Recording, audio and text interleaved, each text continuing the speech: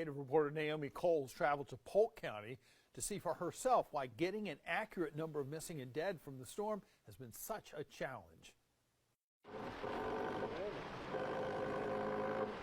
In this corner of Polk County, Helene's aftermath is far from over.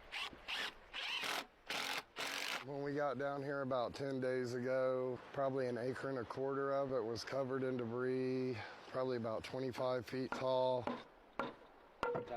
Volunteers led by Bat Cave resident Mark Staten have been on a mission since December. So it's basically a shaker box. Cadaver dogs had hit in this debris pile months earlier. What we're looking for is fragments. Here, frustration runs deep. It shouldn't have been a band of volunteers that have to come in and do this. Staten and locals feel this should have been cleaned up already. The property owner helped, and the dog's hits investigated. County officials say they tried. We all went out there and we dug the debris pile the dog hit on. We didn't find anything at that time. We wouldn't be doing it unless we found something. And the only thing we found is one tooth that looks to be pretty aged, so we don't even know if it's anything fresh or not. Do you have anyone missing in Polk County? We do not have anyone reported missing to our agency at this time from the county. Law enforcement reports fewer than 10 people still missing after Helene, but some still believe that number to be far higher, although proof of actual names rarely accompanies those claims. In the weeks after Helene, this is Allison. Hey, is this Allison Angel? Thousands will be marked as missing in places like this unofficial online Hurricane Helene People Finder.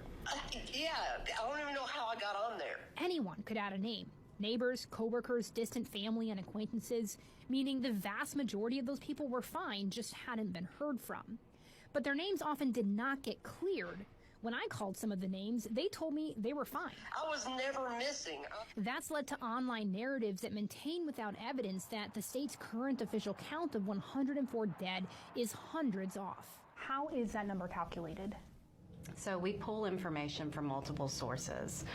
This includes information from our Office of the Chief Medical Examiner, as well as information from our North Carolina vital records and death certificates. There are hundreds, if not thousands, of people who doubt that number. What would you say to that? Well, I think what I can say is that all of our examinations are completed, and our hearts go out to each and every one of those families that have suffered a tragic loss. We really don't have any additional information to support some of the other information that people are stating. Back in Tryon, there's frustration. There's a speed bump on our interstate. With local officials, yes, but also with those online influencers that have overblown the realities on the ground for issues like missing people. They're dragging everybody through the mud for their own personal gain. Reporting in Polk County, Naomi Coles, WBTV, on your side. And be sure to tune in Monday at 7 to find out what Naomi heard when she called people still marked as missing on that online list. What those people said in a part 2 you do not want to miss.